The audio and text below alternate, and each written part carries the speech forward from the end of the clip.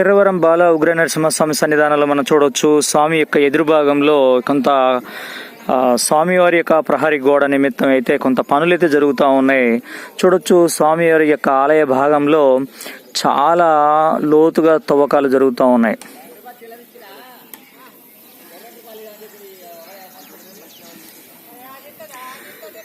స్వామి ఆలయ ముందు భాగం నుంచి 100 ఫీట్ల దాకా ముందుకు పోయే అవకాశం ఉంది.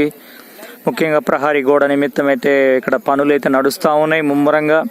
మనం చూడొచ్చు ప్రొక్లైన్ కూడా ఇక్కడ పనిచేస్తూ ఉంది. స్వామి వారి యొక్క ఆలయ కింద భాగంలో చూడొచ్చు ఎంత పెద్ద బండరాళ్లు ఉన్నాయో మనకు కనిపిస్తూ ఉంది.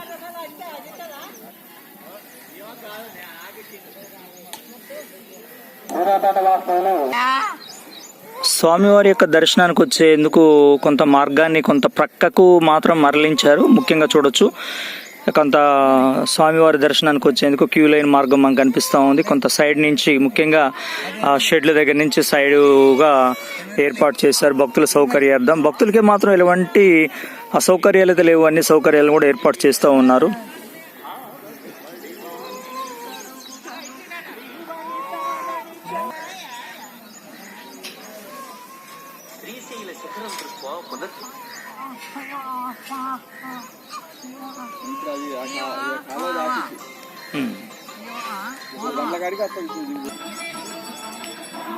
స్వామి యొక్క ఎదురు భాగంలో ఒక ముఖ మండపం సంబంధించినటువంటి గోపురం కూడా ఏర్పాటు కానుంది. కాబట్టి స్వామివారి ఆలయ యొక్క ముందు భాగంలో ముమ్మరంగా అయితే పనులు అయితే జరుగుతూ ఉన్నాయి.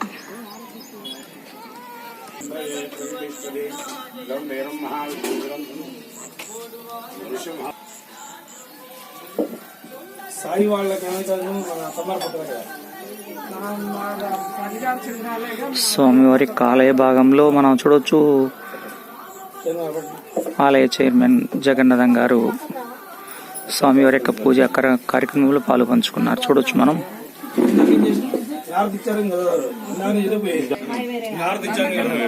అని చెప్పారు ఆఫీస్ కాడికి పోయి అది కూడా ఇస్తే మళ్ళీ మీ కాడికి పంపిస్తుంది. బాక్స్ పెట్టించింది దాన్ని ఒకటి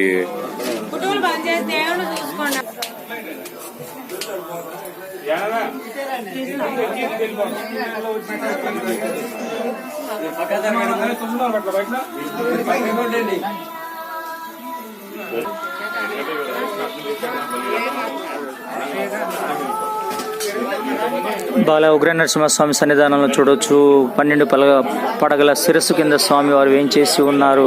స్వామి దర్శించుకోండి, స్వామి యొక్క సౌభాగ్యాన్ని పొందొచ్చు. కోరికలు తీర్చి కొంగు బంగారమై మా దోళ్లగుట్ట మీద ఎర్రరంలో స్వామి వారు వేంచేసి ఉన్నారు.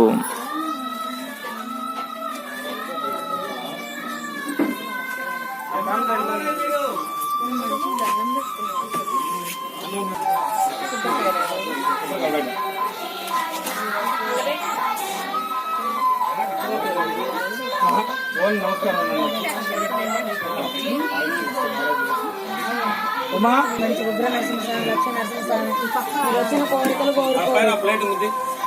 దగ్గర చూడండి, మీరు జరగాలండి. అది వాళ్ళు